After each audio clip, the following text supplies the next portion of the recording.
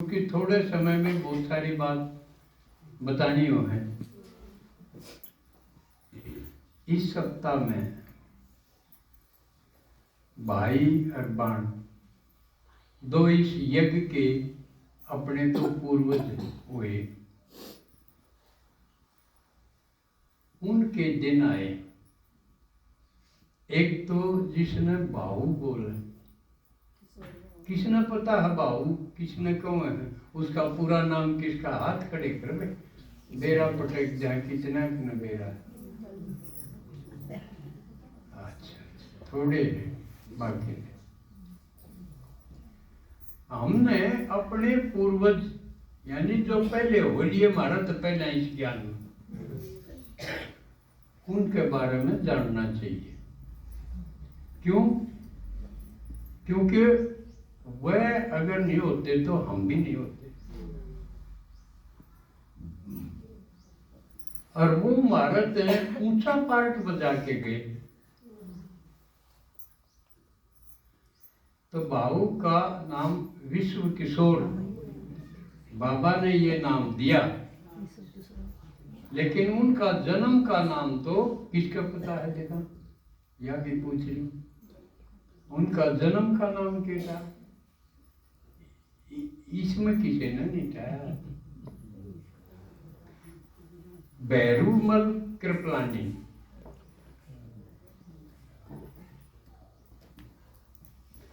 और ब्रह्मा बाबा लेखराज कृपलानी ही थे। ब्रह्मा बाबा के बड़े भाई थे तुलसीदास कृपलानी, उनका बेटा था ये, जिसका नाम बैरूमल कृपलानी था। इसका मतलब ब्रह्मा बाबा का भतीजा है।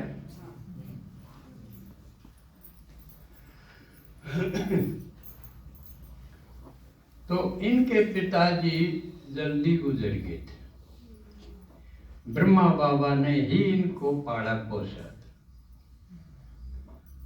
और अपने साथ काम भी सिखाया और काम लगाया। काम कौन सा? जो ब्रह्मा बाबा का था वो है हीरे जवाहरात का। कलकत्ता में इनकी गद्दी थी, न्यू मार्केट, 7 मंजिली इमारत। तो ब्रह्मा बाबा ने इनको भी ये कारोबार सिखाया था, उनके साथ ये काम करते थे। तो जब ब्रह्मा बाबा में शिव ने प्रवेश किया, यानी इस यज्ञ की स्थापना हुई, इसने भी अपना काम धंधा छोड़ दिया। ये भी साथ के साथ समर्पण हो गया। क्यों? इतना स्नेह प्यार था ब्रह्मा बाबा से, बाबू का बड़ा स्नेह प्यार था। और इनकी शादी भी हो गई थी, एक लड़का भी हो गया था। इनकी युगल का नाम था संतरी। ब्रह्मा बाबा संतरू कहा करता प्यार में, लाड में। तो इन्होंने भी कारोबार बंद करके यज्ञ में लग गए। और यज्ञ की सारी जिम्मेवारी इसको भाऊ करते थे, बैरूमल की बजाय भाऊ करते थे। बाबा ने जो कहा सारी जिम्मेवारी इसने उठा ली। उस टाइम भाई नहीं थे ज्यादा, एक आधे थे, लेकिन सारे काम बाबा इससे करवाया करते। यज्ञ के जितने भी थे, जितनी माताएं कन्याएं आई, उन सबको बड़े रिगार्ड से, बड़ी नम्रता से, उनकी कदर समझ के, क्योंकि बाबा ने बताया ये सतयुग के देवता हैं, तो इसी स्टेटस को देख के उनकी कदर करते थे, उनकी सेवा करते थे। तो छोटे से छोटा, बड़े से बड़ा, के व्हीकल का, के सामान लाने का, सारी सेवा की जिम्मेवारी इसने संभाले रखी। फिर जब ये यज्ञ आबू आया, भारत में आ गया माउंट आबू, तो उस समय इन्होंने देखो यज्ञ में कितने थे, कितनी चीज थी, बर्तन थे, मकान थे, और सारी एक संस्था हो तो उसमें के को नहीं होता। एक घर में देखो कितनी चीजें हो, और वो तो बड़ी संस्था हो गई थी, तो कितना साजो सामान था। और जब न्यू हो गया यू सारा आबू ले चलना है, भारत में ले चलना, तो सारा प्रबंध इसने किया। गाड़ी तक भी लेनी थी सामान के साथ, तो सारा अरेंजमेंट करना, लेके आना। इतने कुशल भी थे ये।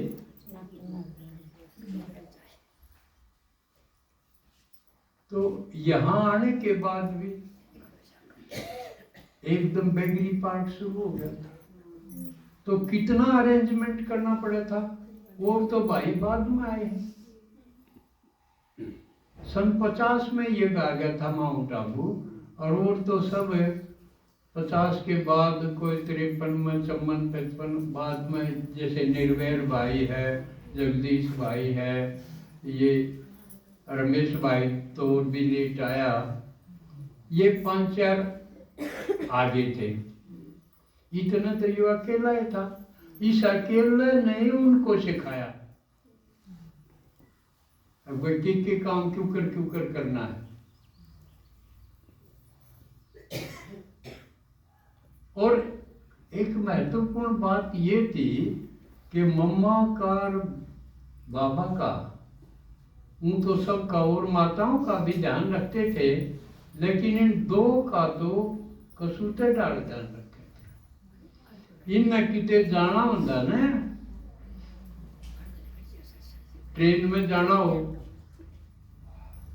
तो पहले रेल डिपार्टमेंट वाला थे, रेल के अधिकारियों से मिलके अब इनके लिए अलग से डब्बा जिसमें हुक्म लग गए, सीट रिजर्वेशन करवाओ तो इसी होनी चाहिए कि ब्रह्मा मम्मा जिसमें बैठे हों, एक एक कोंसे इकट्ठे हों, उसके तड़प पहिया नहीं आना चाहिए, ताकि इनकी नींद में खलल पड़ जाए। सेवा तो और भाई भी करें, लेकिन इस लेवल तक सावधानी कोई नहीं रख पाया। इनकी हेल्थ का भी और इनके आराम का, नींद का इतना टेंशन रखना। सारे रेल के अधिकारी इनको जान गए थे और इनके मानने भी थे। इसके साथ साथ किसी का कुछ नहीं खाते थे, ये बाहर जाना पड़े तो बाबा ने इनको एक किट तैयार करके दे रखी थी। एक किट थी, उसमें स्टोव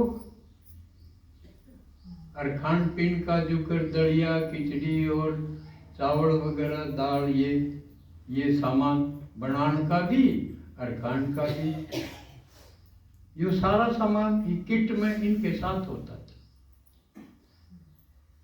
जहां भी भोजन का हो अपना खुद बनाते। तो अपने कुमार भाइयों के लिए तो ये बड़े आदर्श हैं। उन्हें सीख लेना चाहिए जिसने नहीं सीखा।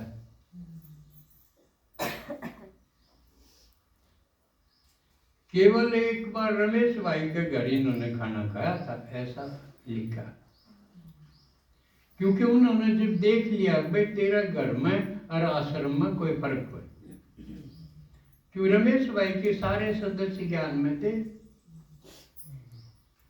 पूरे दिल से थे।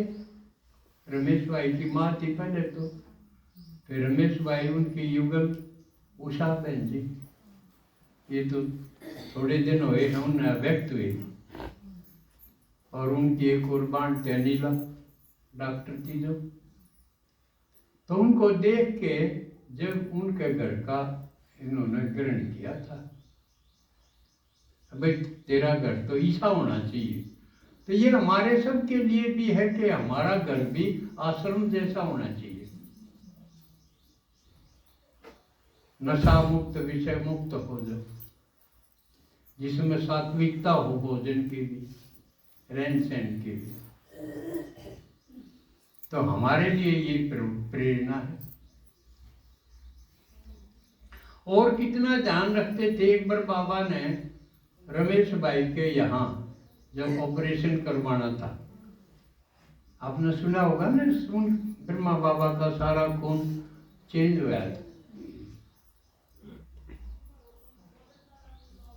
तो उनके घर, रमेश भाई के घर रहना था। तो रहना था तो उनकी गाड़ी का प्रयोग भी होना ही था। ब्रह्मा बाबा के जाने से पहले बाबू बंबई गए रमेश भाई के घर पे, 5 दिन रहे, सिर्फ न्यू देखने खातिर। पूरे ब्रह्मा बाबा रहेंगे तो इनको कोई असुविधा तो नहीं हो सके है। खुद उड़े रह के आवा, एक बार बोले भाई रमेश भाई गाड़ी निकाल, मैंने फलानी जगह जाना है। बैठ गए, 10-5 किलोमीटर जाके ने बोले भाई मैं कागज तो भूले आया, उल्टा चल। अगले दिन फिर और की तो लेगी। 4-5 दिन ये ट्राई ली। 5वें दिन ने बोले भाई तेरे समझ में आया, अब मैं क्या कर लेना भाई, आप बताओगे तो समझूंगा। मैंने देखो तो ना गाड़ी चलानी किसी का वो है, ब्रह्मा बाबा बैठेंगे इसमें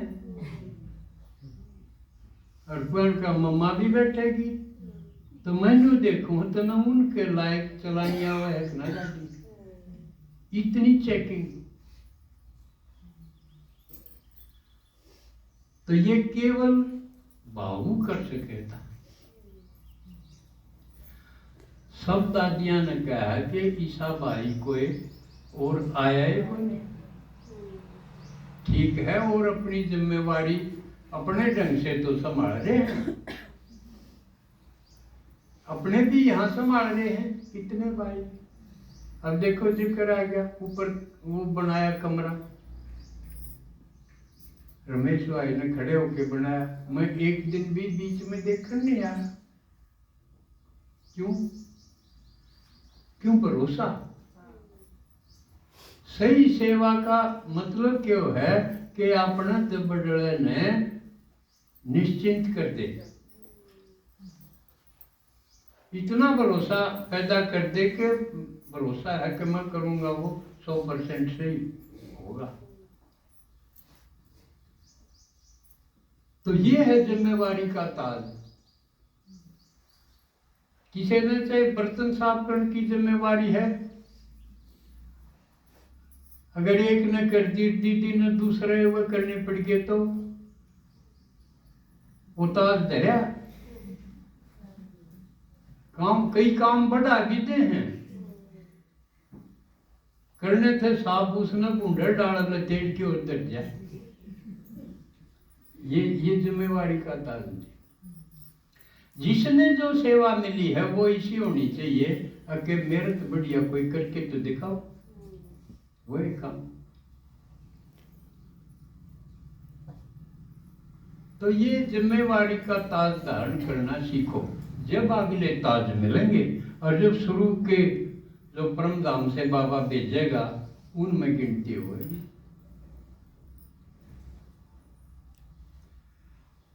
एक और खास बात जो भाव की, जब न्यू देख लिया कि ये ईद तो कई भाई आ गई और अच्छे हैं, जगदीश भाई था के कम था, निर्भय भाई तो अभी है, और भी हैं कई।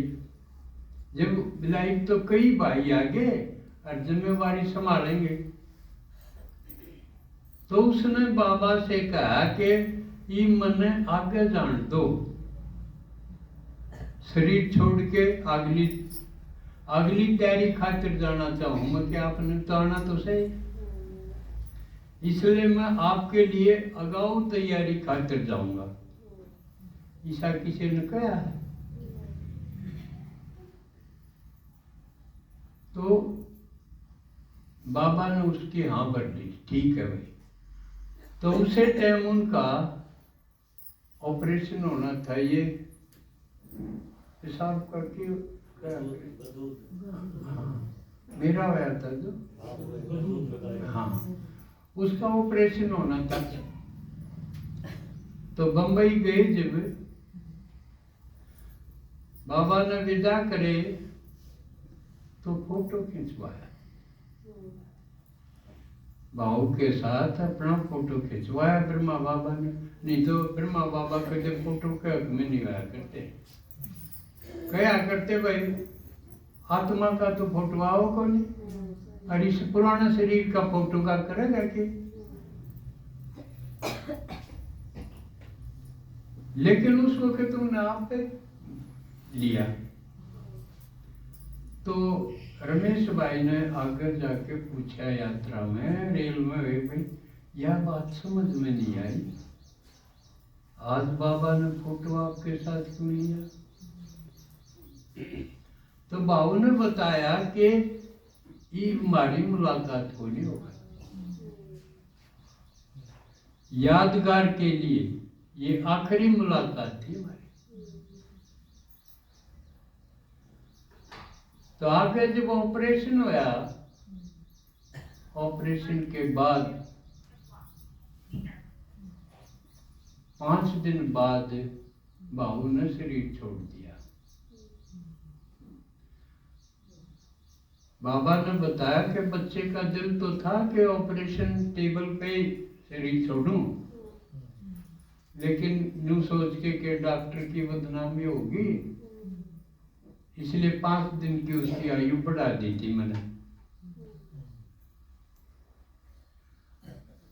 और शरीर छूटा जब बहुत दर्द होता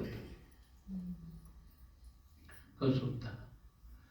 तो ब्रह्मा बाबा पर खबर दी, बाबा ने उसको सकाश से सुआया।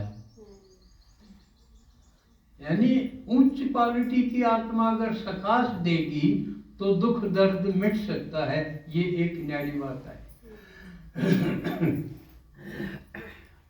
तो सकाश दे के उसको सुलाते थे, नहीं तो नींद को नहीं आवती, दर्द इतना था। इसलिए बार बार आओ ना सकाश दो।